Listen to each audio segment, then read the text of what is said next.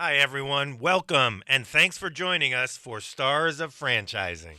Get ready for a roller coaster ride through the world of franchising as we bring you the best stories of inspiration and entrepreneurial grit and turning dreams into franchise realities. That's right, Vinny. From emerging to global brands, we'll chat with the genius minds behind the magic.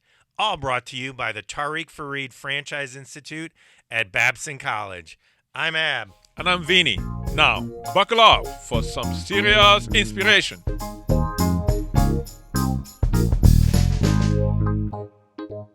We're so excited to welcome Omar Simmons as our guest today. Omar's extremely talented, private equity investor, franchise owner, all around authentic leader, and we're happy to have Omar join us today. Welcome, Omar.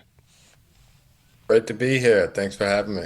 Great. As I mentioned, we're really excited to share insights and stories around entrepreneurship, franchising, and scaling. And one of the things we like to do, Omar, when we get someone like you engaged, is to really start with your why. What calls you to do what you do, and maybe share with the audience a little bit of your journey. Yeah, I'll start my journey, and then that might give some context as to my why. I grew up right here in inner city Boston, son of a single parent, just me and my mom, and we I was raised on subsidized housing and food stamps, and was always kind of, I guess, in an entrepreneurial environment. Partly out of survival, and partly just because that was the way things were done where I grew up. So, always was attracted to making my own way, and if you wanted something, you had to figure out a way to go get it. Um, I was a pretty good athlete, and that was my ticket to get into college. I ended up going to Princeton and Harvard Business School, and what I enjoyed about business was it reminded me of sports in a lot of ways, that you could work on a team, in a team, and on a team to achieve kind of a shared mission, and you could become a better person, player, executive through that process. And so that ultimately led me to private equity, and really enjoyed kind of investing and growing businesses, and creating value again on that team, and ultimately wanted to do it kind of for myself, by myself, in a more entrepreneurial context. So went out and bought a business, a Planet Fitness franchise we'll probably talk about, and found myself in the CEO seat, in addition to being the executive chairman. And ultimately, we grew and kind of fixed that business and really created a lot of value for ourselves, our investors, and our management team. But it was really a blast, and it was really challenging. And now we basically make investments in franchise businesses. Hopefully, I don't have to run anything anymore, but Yeah. we definitely want to share a lot of things that we learned throughout our journey of being a private equity investor and an operator. And what I found is, it's just really fulfilling to be able to not only invest, but most importantly, to build lasting enterprises, to tangibly improve a business. And in that process, you work really closely with people, and you see how those people grow and how we can gel as a team, and how you can accomplish more together than you could by yourself. And that's kind of what motivates me, and why I enjoy and find the work so stimulating. And the last thing I would say is, one of the benefits is it's a great way to create wealth. If we create wealth for our investors and our management teams, we get to participate in that, and ultimately that wealth can be used to, hopefully contribute a lot of good in the world. So we try to think through, there's some different philanthropic things we're involved in, and hopefully can make a difference. And a lot of that is through franchising, actually. And so that's a long-winded way of kind of explaining the why. Yeah. There's kind of intrinsic value that Uh-huh. we get out of it, and then there's hopefully some external contribution that we can make through the process. This is great, Omar. Omar, in your response, you mentioned two things. You mentioned many things. Two of them stuck out to me. One was the use of the word entrepreneurship, the desire to be an entrepreneur, and at the same time that you bought a franchise at some point. Many people out there will say entrepreneurship and franchising are two strange bedfellows. They don't go together. You can be in franchising, you're definitely not an entrepreneur because you just took someone else's playbook and you run with it. What would you respond to that? Yeah, I would say that's not true. I think there's a lot of different paths to entrepreneurship. And I think one of the things that limits people is they have this very narrow kind of, I have to start a company from scratch in my garage. Yeah. And that's what entrepreneurship is. I think entrepreneurship is the ability to see and create something that didn't exist in and of itself. And the ability to kind of create that and aspire to do that, even if you don't have all the requisite resources up front. And so to me, that means there's a lot of different forms of entrepreneurship. You know, we bought a business that existed. A lot of people would say, well, that's not entrepreneurship, but it is. And it's the same as, you know, starting something from scratch.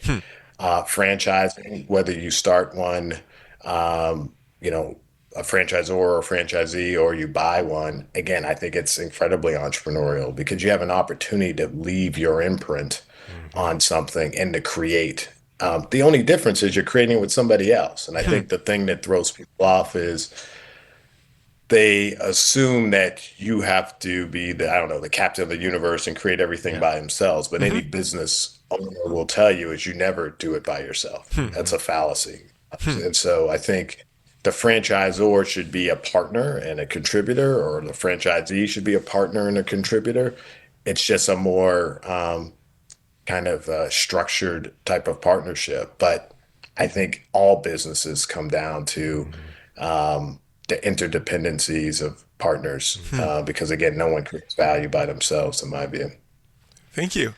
Yeah, it's music to our ears, Omar. We couldn't agree with you more, and you know you exhibit that as an operator. And one of the things you touched a little bit, but you know, as an investor, you know, prior to doing franchising, and then as you became involved with the Planet Fitness business and ran it, you know, can you talk a little bit about some other common myths there are about franchising, maybe the model itself, or not necessarily related to being an entrepreneur, but any myths that you think either you learned or you'd like to share with our audience about franchising, franchisees or franchisors? Yeah, I would just underline this idea of partnership, Yeah. right? So I think a lot of people think, oh, you just have to you're constrained by, you just have to follow what the franchisor says. And I don't think that's kind of the whole truth. If you think of the franchisor as maybe the creator and the steward of the brand, and the franchisee as the person or the entity that brings the brand to life and actually touches the customers. In fact, some of the best franchisors I've been around would think of the franchisee as its customer, and the franchisee thinks of its end customers as its ultimate customer. And I think when you kind of turn things upside down like that, I think it's more empowering. But I think a lot of people have this false view, as you guys said, that, well, you're not an entrepreneur, you're just following someone else's playbook. But there's still enough latitude and creativity to create value. And again, these are small businesses. I think that one of the fallacies is they see a McDonald's, they're like, oh, it's this huge enterprise. Right. Somebody put their whole life savings, their blood, sweat, and tears into that business. And that is the business owner that's delivering value to customers and creating jobs and supporting people in their personal and professional journey, not, some ivory tower person in, headquarters. And so I think those are two fallacies that I think just are just not commonly understood. Got it. Wow. Omar, let's take a look at maybe trying to understand what the best franchisees do well and what the best franchisors do well. In your opinion, what would those top things be? I think both need to have a real sincere empathy for one another and a win-win mentality as opposed to a win-lose mentality. Mm-hmm. When a franchisee can understand that the franchisor sometimes wants you to do things that you don't fully understand or you don't quite get, candidly, there's usually a business reason behind it, right? And again, a franchisor should be the long-term steward of the brand. They should make sure people aren't cutting corners and that they're following the system and there's consistency and making investments that, will bear fruit for everyone over the long term. And that doesn't mean you're always going to agree, but they're not coming out of thin air, right? There's a reason behind them. And I think if a franchisee can understand that, um, that will not only allow them to be a better partner and kind of advocate their position, but it also minimizes unnecessary friction between the two groups. The last thing I would say is that to be a good franchisee, you have to execute well, right? Yeah. Like the franchisor does not execute. Period. End of story, right? You're the delivery mechanism for the value creation for the customer. And someone saying, hey, here's some guide rules or here's some boundaries doesn't mean they do anything, right? And so there shouldn't be any expectation of, of the franchisor doing the work for you. And that's at least the way we approach it. I'm sure others maybe do it differently.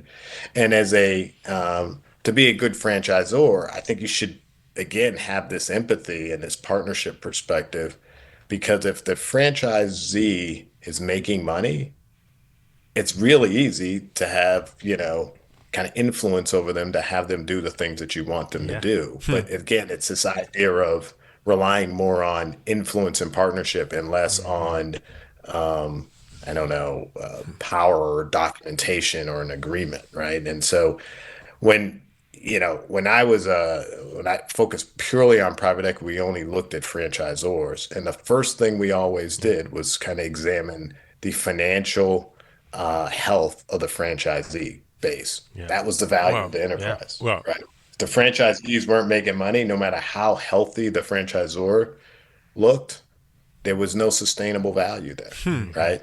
Moreover, beyond just their financial wherewithal, what's their, I don't know, sentiment, Yeah. right? If they're all pissed off at you, Yeah. don't trust you, you're not going to be able to grow together. Yeah. And I saw a lot of this during good times and bad when we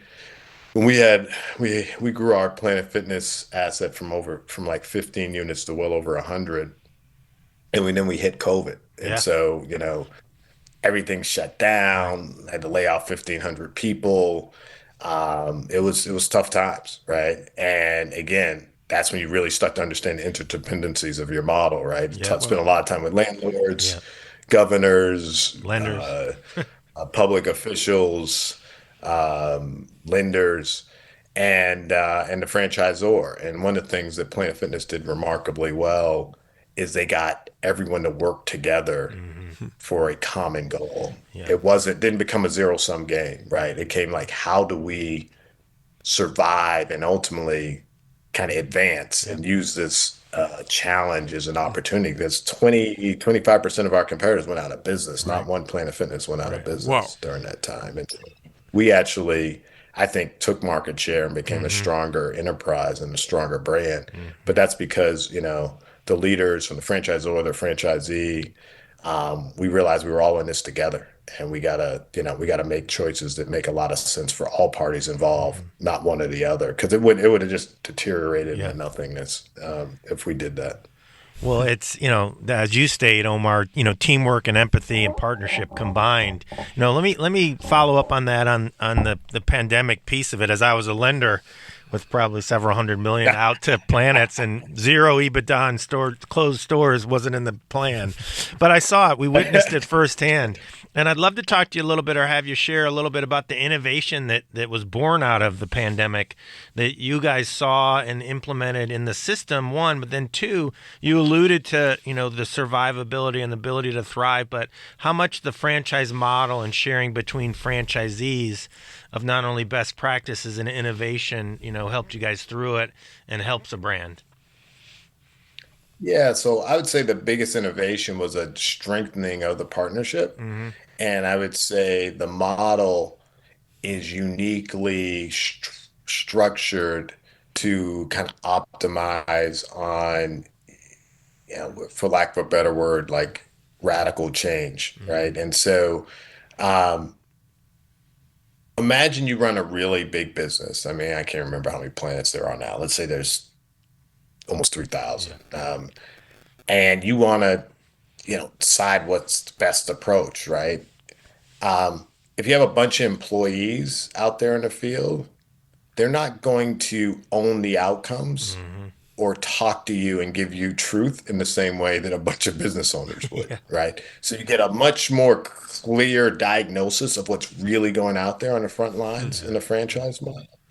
Um, by the same token, if you're in the fire every minute, sometimes it's difficult to take a step back and Yeah. say, what's really going on? And how do I think about this from a big picture perspective? And how do I make sure that I don't make short-term decisions, right? Like there were some of our competitors that would say, let's say the government said you got to shut down. Some of our competitors was like, well, I'll shut down, but I'll keep the back door open, right? Right. Because I Right. need to stay open. Right. Or they charge people even though those people can't come into the gyms. Yeah. Might be a short-term prudent thing to do, right? But long-term, you're eroding the trust Yeah. of your customers, Hmm.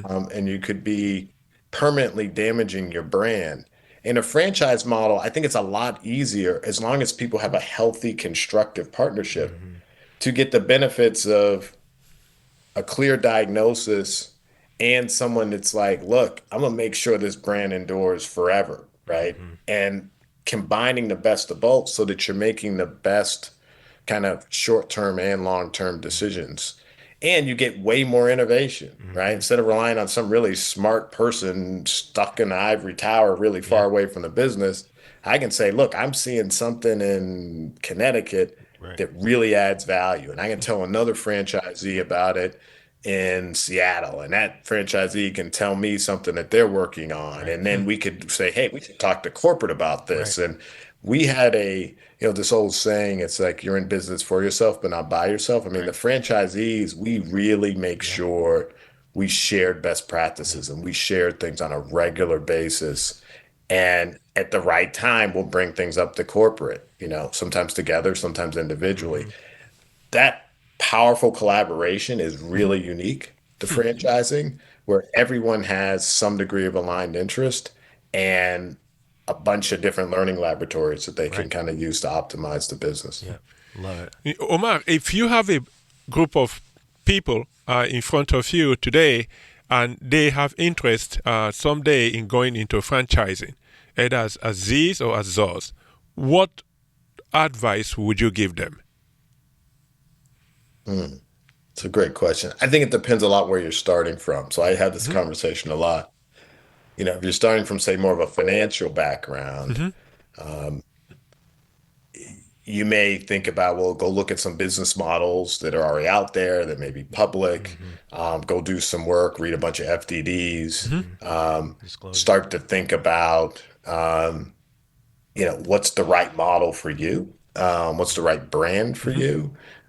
There are brokers, there are people in the systems, but financial people may learn in a different way, right? Through like, let me read and analyze a bunch of things that are publicly available. Mm-hmm. If you're an operator, I think you can do the same things, but you may really want to go out and talk to other operators that are in these Hmm. businesses. What are the key drivers of success? Yeah. Hmm. A lot of the businesses we're invested in are basically consumer service kind of Right. businesses, and a lot of times the key driver is basically the ability to attract, retain, and coach great people. Mm-hmm.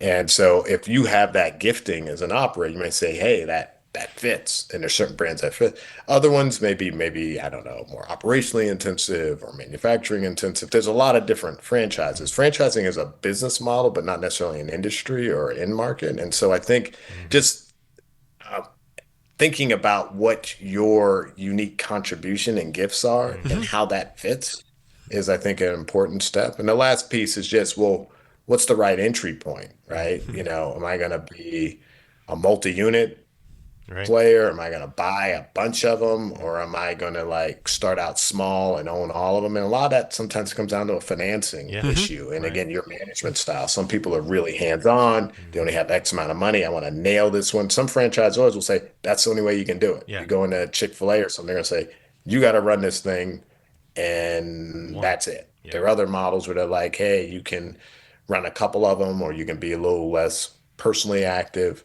But again, I think you got to get all parts of the triangle Yeah. to fit, right? Like what fits your model, what fits your skill set, what fits your financial budget, um, and then go out and hopefully use some of the capabilities that you already have. And then one of the great things about franchising, you don't have to have all the capabilities. You could be a good athlete because there should be a proven model that works. The business should make money. There should be processes that are established. So some of the basics are taken out. And that's one of the reasons why franchise businesses have a much higher success rate than your Yeah. average quote unquote entrepreneurial business that's just starting from scratch. Interesting. Great stuff, Omar. Thank you. One of the things, and the best investors I know I've met, like yourself, are operators also. So you have that unique combination of both. And one of the things we've heard from several of our guests are this concept. And as successful franchisors, some of them were former franchisees, so they have that perspective. So now, in your role investing on behalf of Exaltare, can you talk about that? Obviously, or maybe not. Is that something that gives you a competitive advantage in why you're doing what you do? And are you looking at both franchisors and franchisees? Yeah, it's a great question. It's funny. We just signed asset purchase agreement for a franchisor last week. And so we will, I guess, be in that business soon. And we're excited to do it. And I do think we do feel like one of our comparative advantages is the fact that we have been a franchisee in so many Yeah. systems, right? So you see Yep. what works and what doesn't work.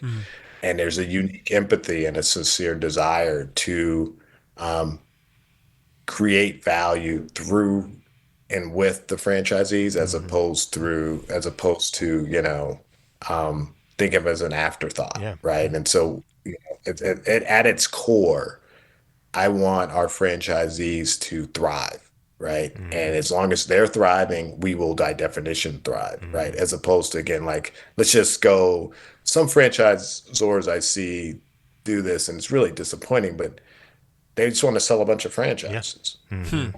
because it's it enriches them again in the short term. But are they Sure. the right franchisee? Is it do you give them the right territory, the right number of stores? Are they prepared to thrive? Are we doing everything we can from a marketing and a guidance and a process perspective to optimize the probability of success? Or is it a get rich quick kind of Yeah. scheme, right? And then Yeah. you sell it off to the other ones. And that can happen in franchising. Mm-hmm. I've seen groups sell, hundreds of franchise things, and then they sell it to some other PE firm that's consolidating a bunch of franchise brands. And at some point the music stops though, and you're like, does the model work for all Right. parties involved? Right.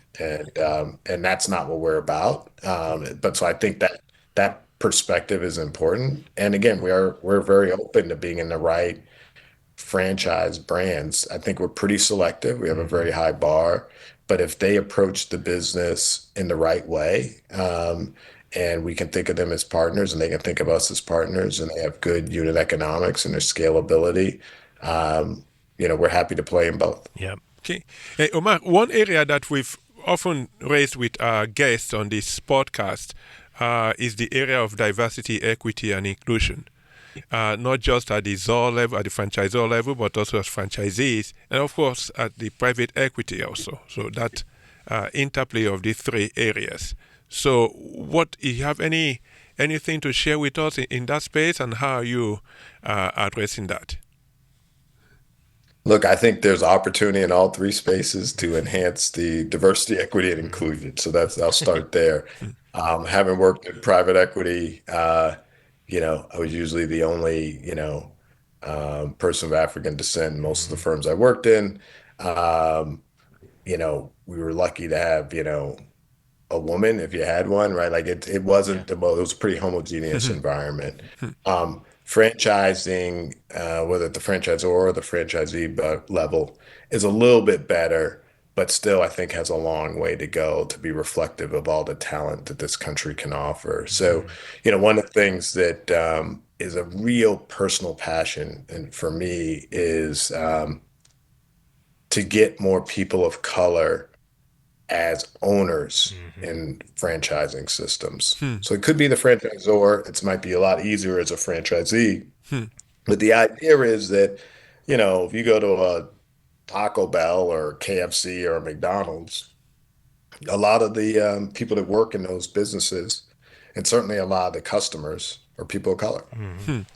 But I don't think as many of those communities are represented in ownership. Yeah. And I don't even know if they think or recognize that they could be owners. And so my wife and I actually are getting ready to start an initiative within the IFA and their Diversity Institute. We're going to contribute $250,000 to start this, and we're going to get some other people to come alongside us. And the idea is to create more awareness so that people know that franchising is an option, particularly targeted to people of color. And we also want to give some resources, right? So they can kind of look up on some website and say, hey, here's a bunch of stuff that you can use to help you in business and get prepared. Third, for a select number of people, we'd like to create some sort of accelerator so they can actually learn some of the fundamentals of franchising. And we may be calling you guys up to help for that. And the last thing is, how do you think about financing and funding? And so the whole point is to create this echo chamber where you have talent that's able, but just needs to be catalyzed and supported from underrepresented groups. Because again, there's just a lot of, I think, Black and brown people or immigrant groups or whatever that can really use its entrepreneurial dream. Use franchising to advance their entrepreneurial dreams. And it's a real great ladder to kind of wealth creation. And I think, again, one of the country's biggest issues is the wealth gap, right? There's a racial wealth gap that's really ridiculous, and it's been persistent since Reconstruction. So I think it's a small way we may be able to put a dent into that. And I think franchising creates a really unique path because you don't have to have a certain educational background. You don't have to have extraordinary amounts of money. And there are people that are going to be voting for your success, right? This is great for the franchisor. It's great for the franchisee. Anyways, I'm probably blabbing on, but I think it's something. No, this is great. as an example that there's a lot of opportunity to do more around diversity, equity, and inclusion. But I think you're going to have to be intentional about it, proactive about it, and not just think it's going to happen by accident because there's structural reasons why it hasn't happened yet. And so it's not going to happen just by itself. Well, we love it, and we share that passion with you, Omar, here at Babson. But you're right; it has to happen out there, and so we'd love to collaborate on that. And we're currently working on some initiatives on the educational side to provide that pathway, because even higher education, I'm saying it from on campus, is going to get turned upside down someday. And not everyone who owns a store creates generational wealth should have to go to college in this country, or may not. So we love that. We love your efforts, and we're super excited about it. And I couldn't agree with you more that, historically, the person in the community or in the store may not have been chosen that they had the opportunity to do it. They were, whether it's McDonald's or not. So, or any brand. So that's great stuff. And we share your enthusiasm and applaud you for those efforts. Vinny, do you have anything else? Maybe before we wrap up this, Omar, if you could share with us, if you look back all these years, especially within the franchising world, is there something you would do differently, and why? This is his best question. He loves it, and we always get some good answers. Yeah, look, man, I probably should have gotten the game earlier. I don't think I realized how much fun it would be. Yeah. Again, because of the unique cooperation, if that's a word, it's a wonderful community, right? Like people help and I do think it is really liberating to see wide swaths of America being able to participate in this. I can think of people that, were, I don't know. I mean, the guy that runs Planet Fitness started out as a front desk employee, Yeah, right? I can Chris. think of some of our Right. best employees that run, entire divisions of our businesses, or, multiple units in a state or multiple states that were, pretty low level, like maybe right out of Yeah. school, kind of entry level positions. There's just no artificial constraint. And again, those people can have, ownership through a private equity situation or direct ownership if they want to run out and run their own thing. And I don't mean the benefits of ownership beyond just financial. Yeah. It's a psychic ownership, right? Like you tell people you can be the mayor and run your own Right. business, right? At mid-20s or whatever. There's no constraint. And I think that's a special type of industry that can do that. Wow. We Thank you. love it, Omar. We really appreciate your time today. You represent many things that resonate here at Babson, but most importantly, your authentic leadership and the fact that in the course of your career, and I've had the fortune of knowing you a long time, and sometimes viewing it from afar, you find ways to create economic and social value, and you continue to do that now. So we appreciate it. We look forward to hopefully having you here in person at Babson and doing some things together, and wish you all the best in the near term and the future. And don't hesitate to reach out if we can be a resource to you in your efforts. Thanks so I much. appreciate it. Thanks a Really lot. like the conversation. Thanks for joining us on this episode of Stars of Franchising. Stars of Franchising was produced at Babson College, engineered by Travis Gray. Karen Soa is our guest coordinator, and music by Ralph Taylor. If you like Stars of Franchising, be sure to review us wherever you get your podcasts and spread the word and share these stories any way you can.